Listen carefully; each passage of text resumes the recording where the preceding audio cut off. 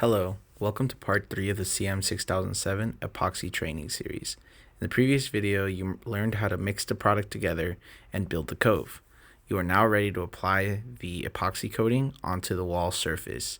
You start by making sure all of your mixed epoxy is properly emptied into the roller tray.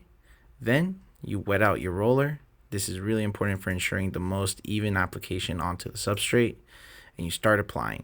Every time your roller gets dry, go ahead and apply more epoxy onto the roller before proceeding, so that way all of the surfaces are getting wetted out.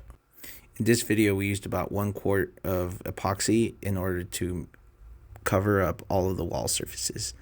As you're applying, make sure to use your mill card to ensure that you're applying at the proper thickness and you know what the expected solids are going to be per the spec of your project.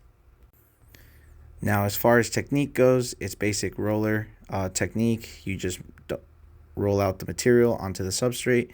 You're not really pressing down the roller too hard. You're just guiding the material from the tray onto the wall. As you're applying, a reminder to always wet out the roller. Make sure to hit all of your corners properly. Use smaller rollers as necessary in order to get into those crevices, and check your mills. Here, the applicator also applies a coat onto the cove.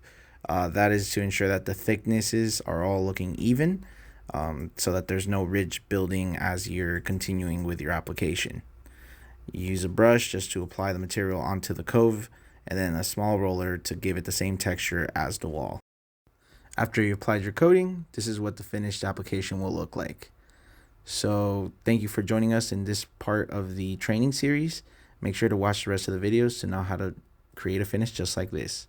Thank you.